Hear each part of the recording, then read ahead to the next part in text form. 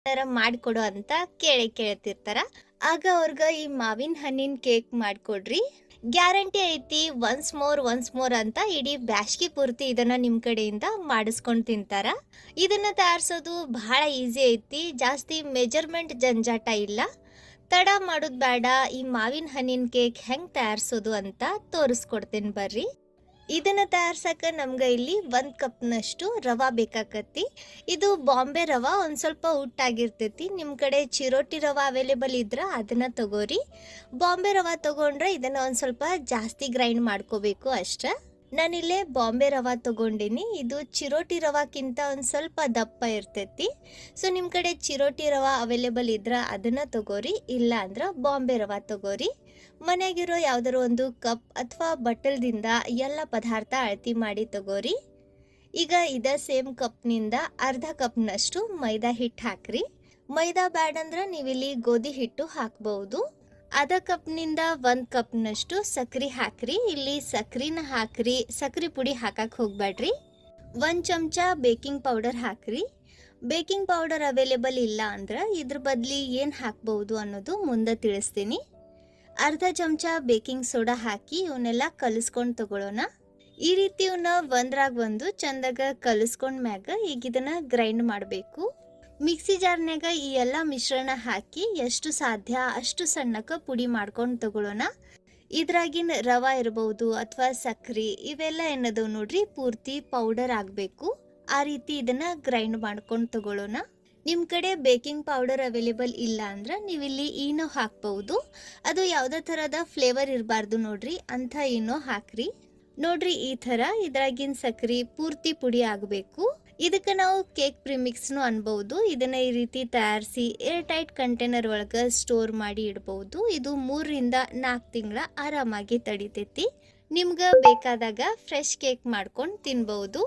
ಇದನ್ನ ಒಂದು ದೊಡ್ಡ ಮಿಕ್ಸಿಂಗ್ ಬೌಲ್ನಾಗ ಹಾಕಿ ಸೈಡ್ ತೆಗೆದಿಡ್ರಿ. ಈಗ ಇದಕ್ಕೆ ಟಿನ್ ರೆಡಿ ಮಾಡ್ಕೊಳ್ಳೋಣ. ಟಿನ್ಗ ಒಳಗಿನ ಸೈಡ್ ಚಂದಾಗ ಎಣ್ಣೆ ಸವರಿ ಮೈದಾ ಸ್ಪ್ರಿಂಕಲ್ ಮಾಡ್ರಿ. ಎಕ್ಸ್ಟ್ರಾ ಮೈದಾ ಏನೈತೆ ನೋಡ್ರಿ ಈ ರೀತಿ ತೆಗೆದು ಬಿಡ್ರಿ. ಇದಕ್ಕೆ ಡಸ್ಟಿಂಗ್ ಅಂತಾರ. ಈ ರೀತಿ ಮೈದಾ ಹಚ್ಚಿ ತಗೊಳ್ಳೋದ್ರಿಂದ ಕೇಕ್ ಏನೈತೆ ನೋಡ್ರಿ ಟಿನ್ಗ ಅಂಟಂಗಿಲ್ಲ. ಇದನ್ನ ಈ ರೀತಿ ಮುಂಚೆನೇ ರೆಡಿ ಮಾಡಿ ಇಟ್ಕೋಬೇಕು. ಈಗ ಇನ್ನೊಂದು ಕೆಲಸ ಮಾಡಬೇಕು, ಏನಂದ್ರೆ ಬಾಳ್ಗಿ ಬಿಸಿ ಮಾಡ್ಕೊಂಡು ತಗೊಳ್ಳೋಣ. ನಾನಿಲ್ಲಿ ಈ ಅಗಾರೋ ಟ್ರೈಪ್ಲೈ ಸ್ಟೀಲ್ ಕಡಾಯಿ ತಗೊಂಡೇನಿ. ಇಲ್ಲಿ ದಪ್ಪನ್ ತಳ ಇರೋ ಪಾತ್ರೆನ ತಗೋರಿ. ಇದ್ರ ತಳಕ್ಕ ನಾನು ಉಪ್ಪು ಹಾಕೇನಿ. ಇದು ಆಪ್ಷನಲ್ ಐತಿ, ನೀವು ಹಾಕ್ಲಿಲ್ಲ ಅಂದ್ರೂ ನಡಿತೈತಿ. ಇದ್ರಾಗ ಒಂದು ಸ್ಟ್ಯಾಂಡ್, ಪ್ಲೇಟ್ ಅಥವಾ ಈ ತರದ ಡಬ್ಬಿ ಹೊಳಸಿ ಇಡ್ರಿ. ಮುಚ್ಚಳ ಮುಚ್ಚಿ ಇದನ್ನ ಪ್ರೀಹೀಟ್ ಆಗಕ್ ಬಿಡ್ರಿ.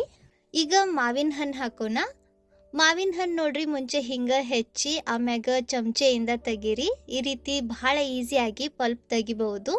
ನಾನಿಲ್ಲಿ 2 ಮೀಡಿಯಂ ಸೈಜ್ ಮಾವಿನ ಹಣ್ಣು ತಗೊಂಡೇನಿ. ಇದಕ್ಕಿಂತ ಜಾಸ್ತಿ ಮಾವಿನ ಹಣ್ಣು ಹಾಕ್ಬೇಡ್ರಿ. ಈಗ ಇದನ್ನ ಮಿಕ್ಸಿ ಜಾರ್ನಾಗ ಹಾಕಿ ನಾವು ಯಾವ ಕಪ್ನಿಂದ ರವಾ ತಗೊಂಡಿದ್ವಿ ನೋಡ್ರಿ ಅದ ಸೇಮ್ ಕಪ್ನಿಂದ 1 ಕಪ್ನಷ್ಟು ಹಾಲು ಹಾಕ್ರಿ. ಕೆಲವರು ಮಾವಿನ ಹಣ್ಣು ಮತ್ತು ಹಾಲು ಸೇರಿಸಿ ತಿನ್ನಬಾರ್ದು ಅಂತಾರ. ಅವ್ರು ಏನು ಮಾಡ್ಬೋದು, ಹಾಲಿನ ಬದಲಿ ನೀರು ಹಾಕ್ರಿ. ಅದರ ಟೇಸ್ಟ್ ಹಾಲಿನಷ್ಟು ರುಚಿ ಆಗಂಗಿಲ್ಲ. 1/4 ಕಪ್ನಷ್ಟು ಕೆನೆ ಹಾಕ್ರಿ. ಫ್ರೆಶ್ ಕ್ರೀಮ್ ಅಂತಾರೆ ನೋಡ್ರಿ ಅದು. ಇದು ಅವೈಲೇಬಲ್ ಇಲ್ಲ ಅಂದ್ರೆ ಹಾಲಿನ ಪುಡಿ ಹಾಕ್ರಿ. 1/4 ಕಪ್ನಷ್ಟು ಮೊಸರು ಮತ್ತು ಅರ್ಧ ಕಪ್ನಷ್ಟು ಎಣ್ಣೆ ಹಾಕಿ ಇದನ್ನೆಲ್ಲ ಕಲಿಸ್ಕೊಂಡು ತಗೊಳ್ಳೋಣ. ಎಣ್ಣೆಗೆ ಯಾವುದೇ ಥರದ ಫ್ಲೇವರ್ ಇರಬಾರ್ದು ಅಂಥ ಎಣ್ಣೆನ ಹಾಕ್ರಿ. ಹಿಂಗೆ ಇವನ್ನೆಲ್ಲ ಚಂದಾಗ ಕಲಿಸ್ಕೊಂಡ್ ಮ್ಯಾಗ ಈಗ ಎಷ್ಟು ಸಾಧ್ಯ ಅಷ್ಟು ಸಣ್ಣಕ್ಕೆ ಇದನ್ನ ಪ್ಯೂರಿ ಥರ ಗ್ರೈಂಡ್ ಮಾಡ್ಕೊಂಡು ತಗೋರಿ. ಈ ರೀತಿ ಇದನ್ನ ಗ್ರೈಂಡ್ ಮಾಡ್ಕೊಂಡ್ ಮ್ಯಾಗ ಈಗ ಇದ್ರಾಗ ಇನ್ನೊಂದು ಅರ್ಧ ಕಪ್ನಷ್ಟು ಹಾಲು ಹಾಕಿ ಇದನ್ನ ಇನ್ನೊಂದ್ಸತಿ ಗ್ರೈಂಡ್ ಮಾಡ್ಕೋರಿ. ನಾವು ಒಂದೇ ಸತಿ ಎಲ್ಲ ಹಾಲು ಹಾಕಿದ್ರ ಮಿಕ್ಸ್ಚರ್ ಜಾಸ್ತಿ ಆಗಿ ಇದು ಸಿಡಿಯೋ ಸಾಧ್ಯತೆ ಇರ್ತೈತಿ. ನೋಡ್ರಿ ಇದು ಈ ಥರ ಇರಬೇಕು. ಈಗ ಇದನ್ನ ನಾವೇನು ಗ್ರೈಂಡ್ ಮಾಡಿಟ್ಟಿದ್ವಿ ನೋಡ್ರಿ ರವಾ ಮತ್ತು ಮೈದಾ ಮಿಕ್ಸ್ಚರ್ ಅದ್ರ ಒಳಗೆ ಹಾಕಬೇಕು. ಇದನ್ನ ಒಂದೇ ಸತಿ ಹಾಕ್ಬೇಡ್ರಿ, ಸ್ವಲ್ಪ ಹಾಕ್ತಾ ಕಲಿಸ್ಕೊಂಡು ತಗೋರಿ. ಇದ್ರಾಗಿನ ಅರ್ಧ ಮಿಕ್ಸ್ಚರ್ ಹಾಕಿ ಇದನ್ನ ಕಲಿಸ್ಕೊಂಡು ನಂತರ ಉಳಿದಿರೋ ಅರ್ಧ ಮಿಕ್ಸ್ಚರ್ ಹಾಕಿ ಕಲಿಸ್ರಿ. ಇದ್ರ ಕನ್ಸಿಸ್ಟೆನ್ಸಿ ನಿಮ್ಗೆ ಇಲ್ಲಿ ಗೊತ್ತಾಗಕತ್ತಿರ್ಬಹುದು. ಈ ರೀತಿ ಇದು ಮೀಡಿಯಂ ಥಿಕ್ ಇರಬೇಕು, ಇದಕ್ಕಿಂತ ತೆಳ್ಳಗಿರಬಾರ್ದು. ಈಗ ಇದ್ರಾಗ ನಾನು ಒಂದು ಸ್ವಲ್ಪ ಡ್ರೈ ಫ್ರೂಟ್ಸ್ ಹಾಕಾಕತ್ತೀನಿ. ಬಾದಾಮ್ನ ಈ ರೀತಿ ಉದ್ದಕ್ಕೆ ಕಟ್ ಮಾಡಿ ಹಾಕೇನಿ. ನೀವು ಬೇಕಂದ್ರೆ ಇದ್ರಾಗ ಗೋಡಂಬಿನೂ ಹಾಕ್ಬಹುದು ಅಥವಾ ಟೂಟಿ ಫ್ರೂಟಿ ಇರ್ತೈತೆ ನೋಡ್ರಿ ಅದನ್ನು ಸಹ ಹಾಕ್ಬಹುದು. ಇದು ಆಕ್ಟಿವೇಟ್ ಆಗೈತಿ ಅಂದ್ರೆ ಇದ್ರಾಗಿನ ಸೋಡಾ ಆಕ್ಟಿವೇಟ್ ಆಗೈತಿ. ಈಗ ತಡ ಮಾಡಬಾರ್ದು, ತಕ್ಷಣನೇ ಇದನ್ನ ನಾವು ತಯಾರಿಸಿಟ್ಟಿರೋ ಟಿನ್ ಒಳಗೆ ಹಾಕಿ ಮ್ಯಾಗ ಇನ್ನೊಂದು ಸ್ವಲ್ಪ ಡ್ರೈ ಫ್ರೂಟ್ ಸ್ಪ್ರಿಂಕಲ್ ಮಾಡಿ ನಾವೇನು ಬಿಸಿ ಮಾಡಕ್ಕೆ ಇಟ್ಟಿದ್ವಿ ನೋಡ್ರಿ ಬಾಳ್ಗಿ, ಅದ್ರ ಒಳಗೆ ಇಡಬೇಕು. ಇದನ್ನ ಈ ರೀತಿ ಒಂದು ಸ್ವಲ್ಪ ಟ್ಯಾಪ್ ಮಾಡ್ರಿ, ಅಂದ್ರೆ ಏರ್ ಬಬಲ್ಸ್ ಕ್ರಿಯೇಟ್ ಆಗಂಗಿಲ್ಲ. ಬಾಳ್ಗಿ ಪ್ರೀಹಿಟ್ ಮಾಡ್ಕೊಂಡ ಇದನ್ನ ಈ ರೀತಿ ಅದ್ರ ಒಳಗೆ ಇಡಬೇಕು, ಅಂದ್ರನ ಕೇಕ್ ಚಂದಾಗ ಉಪ್ತೈತಿ. ಇದು ಪೂರ್ತಿ ಕವರ್ ಆಗಬೇಕು. ಆ ರೀತಿ ಇದನ್ನ ಮುಚ್ಚಿ ಮುಂಚೆ 35 ನಿಮಿಷ ಹೈ ಫ್ಲೇಮ್ನಾಗ, ನಂತರ ಒಂದು 5 ನಿಮಿಷ ಮೀಡಿಯಂ ಫ್ಲೇಮ್ನಾಗ ಬೇಯಿಸ್ರಿ. 40 ನಿಮಿಷ ಆದ್ಮ್ಯಾಗ ನೋಡ್ರಿ ಇದು ಚಂದಾಗ ಬೆಂದೈತಿ. ಚಾಕುನಿಂದ ಈ ರೀತಿ ಚೆಕ್ ಮಾಡ್ರಿ, ಇದು ಕ್ಲೀನ್ ಬರಬೇಕು, ಅಂದ್ರೆ ಇದಕ್ಕೆ ಹಿಟ್ಟು ಅಂಟಿರಬಾರ್ದು. ನೋಡ್ರಿ ಇದು ಒಳಗಿನ ಸೈಡ್ ಪೂರ್ತಿ ಬೆಂದೈತಿ. ಗ್ಯಾಸ್ ಆಫ್ ಮಾಡಿ ಇದನ್ನ ಕೆಳಗಿಡ್ವಿ, ಆರಾಕ್ ಬಿಡ್ರಿ. ಇದು ಆರಿದ ಮ್ಯಾಗನ ಅನ್ಮೋಲ್ಡ್ ಮಾಡ್ಕೊಂಡು ತಗೊಳ್ಳೋಣ, ಅಂದ್ರೆ ಇದು ಚಂದಾಗ ಹೊರಗೆ ಬರ್ತೈತಿ, ಇಲ್ಲಾಂದ್ರೆ ಮುರಿಯೋ ಸಾಧ್ಯತೆ ಇರ್ತೈತಿ. ಇದು ಪೂರ್ತಿ ಆರಿದ ಮ್ಯಾಗ ಎಡ್ಜಸ್ಟ್ನ ಈ ರೀತಿ ಚಾಕುನಿಂದ ಬಿಡಿಸಿ ಮ್ಯಾಗ ಒಂದು ಪ್ಲೇಟ್ ಇಟ್ಟು ಇದನ್ನ ನೋಡ್ರಿ ಈ ರೀತಿ ನಿಧಾನಕ್ಕೆ ಹೊಳಸ್ರಿ.